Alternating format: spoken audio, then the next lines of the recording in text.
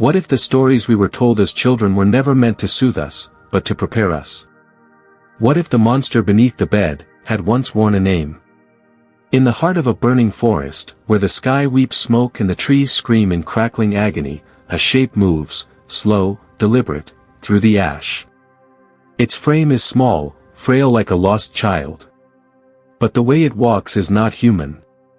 And its eyes glow with a hunger that does not belong to this world. Wrapped in scorched pajamas, with skin stretched tight like old parchment. It carries the stillness of a corpse, and yet it breathes. Its mouth is too wide. Its smile is too knowing. And from the corners of its lips, fresh blood drips onto the soil like red ink upon forgotten scripture. Some say vampires are myth. Creatures of fiction, born from fear and kept alive by superstition. But what if they are not myths at all? What if they are memories? Buried beneath our ruins, encoded in our oldest bones. And now stirring once more as the flames return to the forest. Would you still believe the sun protects you? Would you still laugh at ancient warnings? Or would you begin to wonder? What else have we forgotten, that never forgot us? Welcome, to a truth older than fire. Welcome, to the hunger that waits when the light dies. Jacob Wingate's story, the one who descended. Jacob Wingate was not a man of legend. He was quiet, practical, the kind of soul who showed up when the sirens faded and the smoke still lingered. A volunteer firefighter in Alberta, Jacob had seen his share of storms. But nothing prepared him for the silence that met him one October morning, deep in the wildfire-ravaged wilderness, where the Chong family had last pitched their tent. There were no bodies. No screams. No signs of struggle. Only a campsite torn apart, tents slashed open like paper, a car with windows shattered from the inside, and a pink Nike sneaker, half buried in pine needles, abandoned like a breath caught mid-sentence. Even the rescue dogs refused to enter the brush nearby. They whimpered, tails tucked, as if the trees whispered things only they could hear. Jacob pushed forward alone. The forest felt hollow.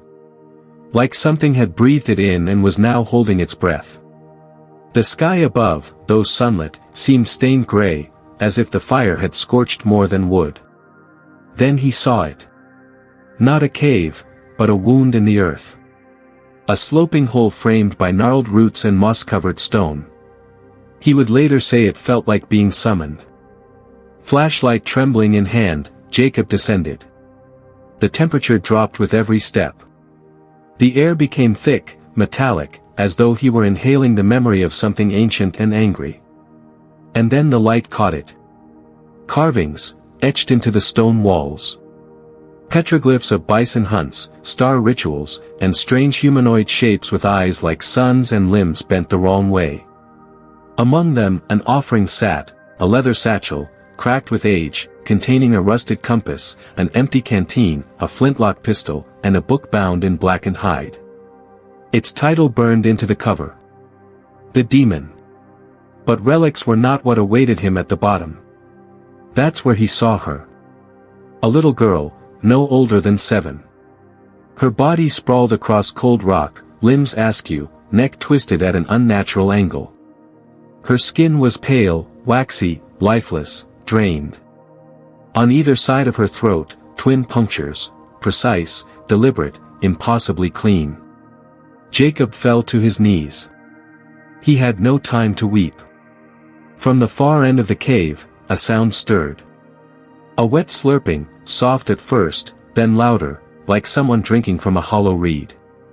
Jacob turned his light, and saw the rest of the family, stacked like firewood, necks snapped, eyes frozen in silent screams.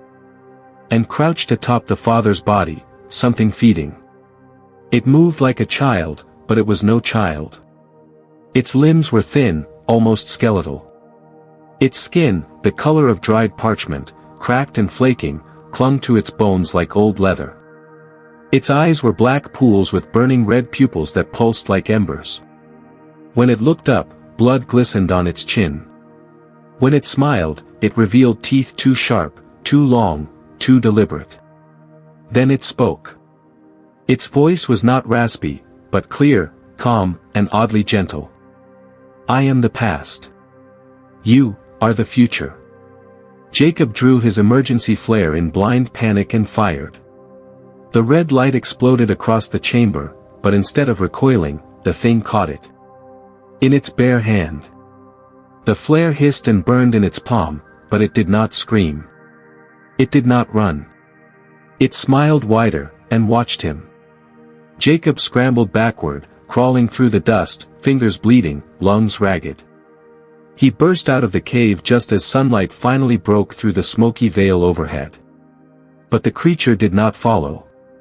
He later told authorities. I don't think it needed to. I don't think it can be killed. And somewhere beneath that mountain, still cloaked in ancient carvings and cursed air, something waited, patient, amused, and hungry. The returning curse. When the search team arrived, they found the bodies exactly as Jacob had described. Lifeless. Drained. Positioned with disturbing care. But there were no claw marks. No fur. No droppings. No footprints.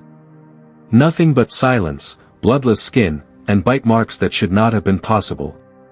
The coroner's report was cautious, but not vague. The puncture wounds were human in pattern, upper and lower canines positioned like ours, but with depth and pressure far beyond the range of any jawbone on record. To pierce arteries with that precision, at that angle, with no tearing, required force not native to bone or muscle. And then Jacob broke. Not gradually, but all at once, like a mirror shattered from within. He stopped speaking. Stopped eating. Stopped moving.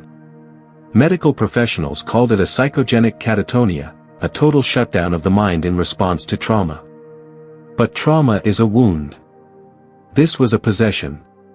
He was institutionalized under psychiatric watch. And then, without warning, he stood up one morning, fully lucid. He signed his discharge papers in silence, walked out of the facility barefoot, and was never seen again. But the story, his story, did not end there. Because somewhere in the folds of Canada's glacial spines, a different discovery began to reawaken.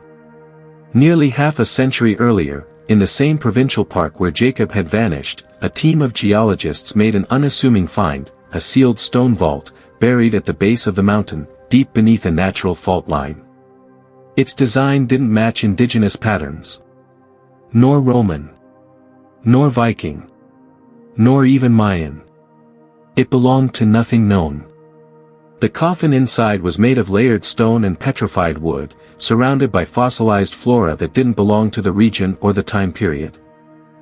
Carbon dating placed it at over 3,000 years old, long before any recorded settlement. And inside, was nothing. No body. No bones. No ash. Only the indentation of something once laid within.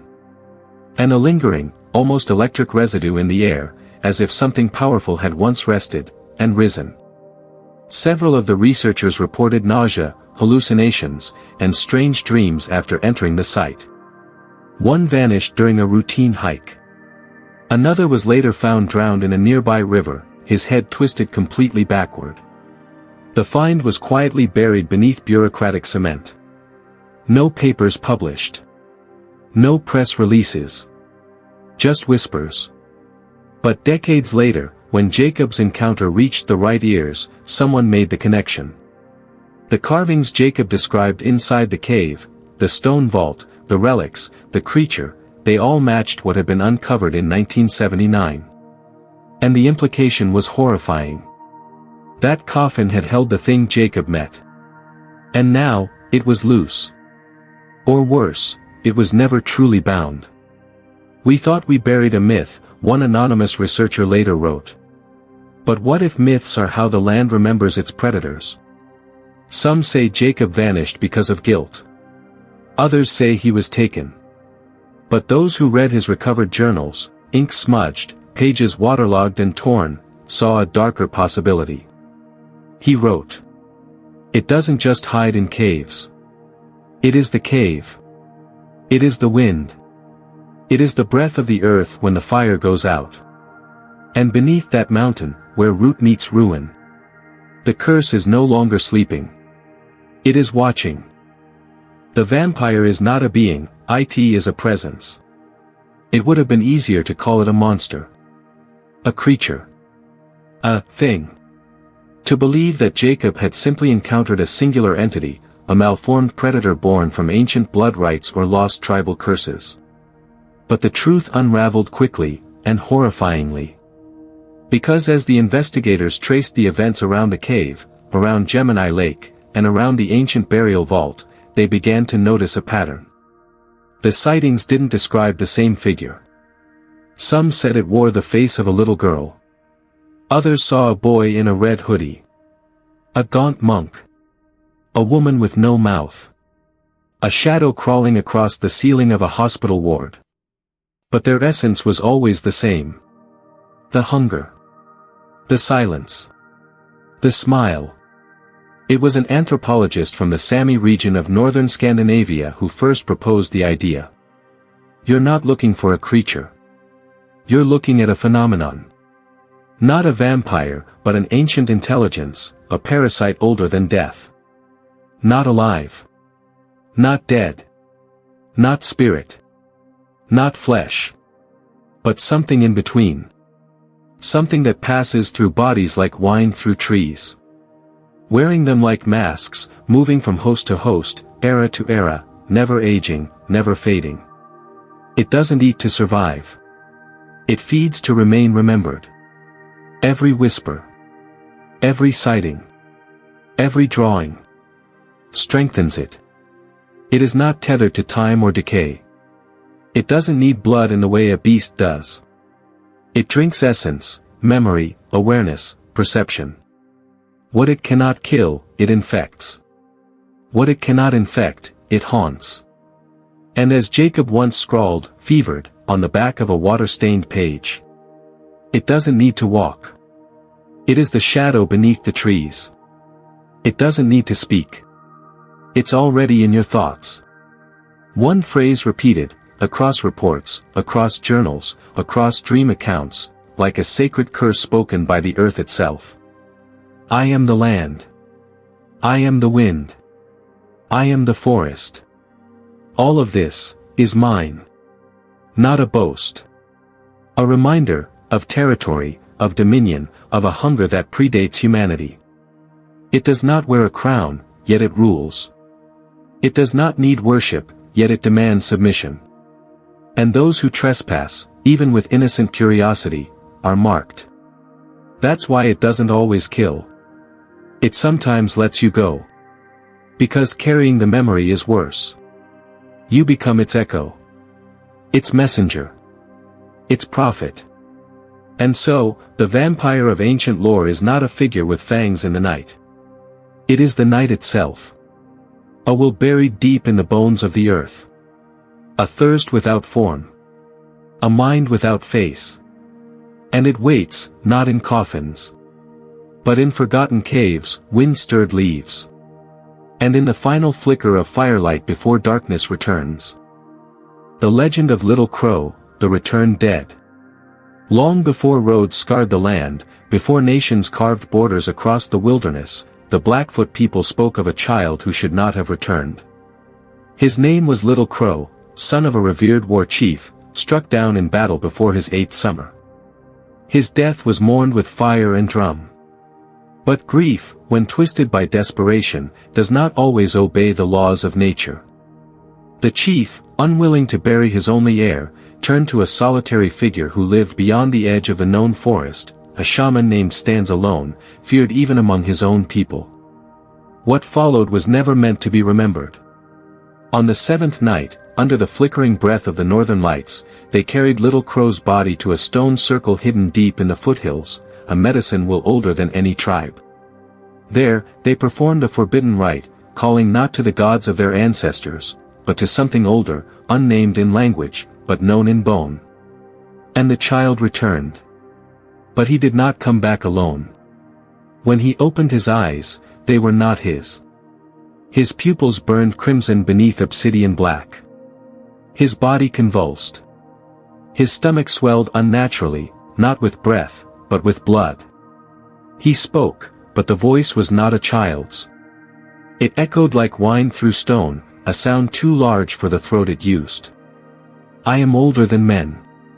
Older than your sky. I will not go. That night, the enemy tribe the chief had long feared was wiped out, not in battle, but in slaughter. Their bodies were found weeks later, drained, twisted, arranged like offerings. Some had bite marks. Others, their mouths sewn shut with sinew. When the elders demanded the spirit be banished, Little Crow only smiled.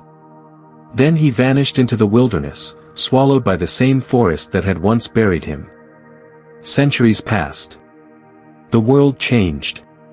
But monsters do not grow old. They adapt. When Jacob Wingate's belongings were found months after his disappearance, among the torn journals and water-stained maps lay a single drawing. A child's face. Ashen skin, hollow cheeks, red glowing eyes. And a stitched grin stretched impossibly wide. It was dated 2 weeks before the Chung family vanished. And it matched the oral description of Little Crow exactly. The stitched mouth. The crimson pupils. The cruel smirk of something wearing innocence like a mask. Even the feather tied to the child's braid, a symbol sacred to Blackfoot warriors, had been rendered in charcoal, smeared at the edge like it had moved on its own. Jacob had seen him, not in dream, but in waking terror. He had drawn the one who returned.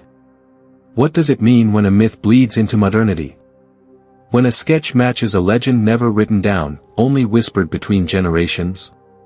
Some call it coincidence. Others, psychosis. But the elders who were shown the drawing did not doubt. They only nodded. He comes back when he is remembered, one said. And someone remembered him. Little Crow is not a child anymore. Perhaps he never was. Perhaps he was always a vessel. A doorway. And now, that doorway has been opened again. Not in the time of war.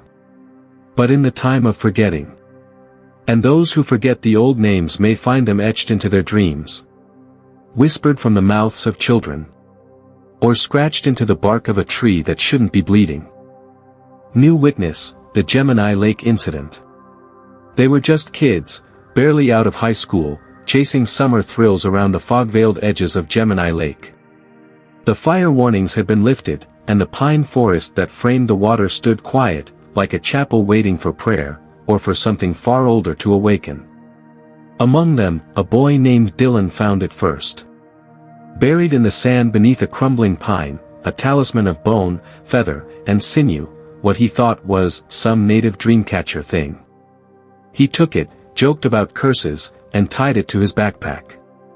By nightfall, the singing began. Not their singing. Something else. High-pitched. Sweet. Ancient.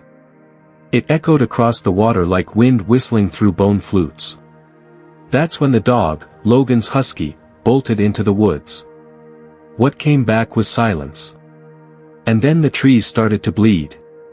According to the surviving witness, Tara Monroe, the thing moved like a child but fed like a beast. It was small. Pale. Burn-scarred.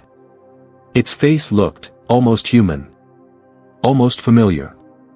It looked like Jacob, she whispered during her hospital interview, her voice fractured and flat. Like Jacob Wingate. But hollow. Like something else was driving him from inside. It didn't kill quickly. It didn't feed to survive. It played. It sang lullabies in an old language while tearing flesh from muscle. Tara said it sang to her while holding her down, stroking her cheek with a cracked, childlike hand. A hand that left soot behind. They say she ran into the lake and didn't stop swimming until morning light. The police called it a bear attack. The forest was closed again. But the blood on the trees was traced to something unclassifiable, and the bone talisman? It was gone. Some say they awakened an ancient curse. Others say, the curse never left. And deep beneath Gemini's still waters, the lullaby still echoes, waiting for someone else to listen. The primal totem, the wall that remembers. There is a place, forgotten even by those who once feared it. High in the northern ridge, beyond where maps fade and compasses lie, lies a cave scorched black by ancient fire. No signs, no markers. Only a trail of twisted trees that lean away from its entrance, as though the earth itself tries to forget what was sealed inside. I found it after weeks of decoding fragments from the Wingate family's journals, and a dream that wasn't mine. Inside, the air was dense, not just with damp and rot, but with something heavier, something that felt like memory trapped in stone. And there, etched across the far wall like a fossilized nightmare, was a mural. It wasn't primitive. It wasn't recent. It was eternal. Among the crude figures, men with bone spears, women with weeping eyes, stood one boy. His face unmistakable, even across centuries. Jacob Wingate. But not the Jacob the town once knew. Not the innocent child who vanished. This Jacob had hollow eyes like pits of night, and teeth like needles blooming beneath cracked lips. Around him, the other figures crumbled. Faces blurred. Memories erased. As if simply being near him made people forget who they were. It was more than vampirism. This was something else. Then I saw it, in the center of the cave, half buried in ash, a small idol carved from mammoth ivory. Its shape. Indescribable. But its presence brought with it the same sensation I'd felt in the mural's gaze, that I was being unmade slowly, from the inside out. That night, I dreamt of oceans of bloodless corpses, of children whose names vanished mid-sentence, and of a lullaby sung backwards in a voice that echoed through time. When I awoke, I understood. This creature, this thing wearing Jacob's skin, is not a vampire in the way we tell ghost stories. It doesn't drink blood. It drinks you. Your fear. Your thoughts. Your history. It survives by rooting into memory like a worm into fruit. It makes you remember it, and in doing so, it begins to replace you. It is not immortal by flesh, but by awareness. A parasite of time. A vampire of consciousness. And the totem buried beneath centuries of ash. It wasn't meant to summon it. It was meant to trap it. But someone, somewhere, moved the idol, and now the curse no longer sleeps. We searched for a name. A face. A coffin in the ground, or a monster in the woods. But perhaps, the greatest mistake was assuming the vampire was ever just a creature. Across continents and centuries, the signs repeat, not like isolated events, but like echoes from something deeper. Something older. In a monastery sealed since the Black Death, the monks unearthed a corpse, 400 years old, but its skin still soft, its eyes still wet. It bled when touched, but no one dared cut further. In a village near the Carpathians, an entire generation vanished after a forbidden rite was performed beneath the harvest moon. No bodies. No cries. Just silence, and a single phrase scratched into every doorway. He remembers who we were. In a hospital archive in South America, an anomaly was found in the blood of a comatose child. The DNA rewrote itself every 72 hours. Each cycle erased markers of identity, aging, and memory, leaving behind a genetic ghost no one could trace. No bite marks. No shadows creeping at dusk. Just a pattern. A rhythm. A presence. It's time we ask a darker question. What if the vampire is not something to believe in, but something that begins to exist the moment you know about it? Not a person. Not a species. But a phenomenon. A virality of fear. A mimetic infection. Like a cursed idea that feeds on the attention it's given. Not in blood, but in awareness. And every mural. Every myth. Every whisper passed down across generations. Only feeds it more. We thought we were the ones digging into old stories. Uncovering the secrets. naming the monsters. But the truth is simpler. And more terrifying. We are not the storytellers. We are the prey.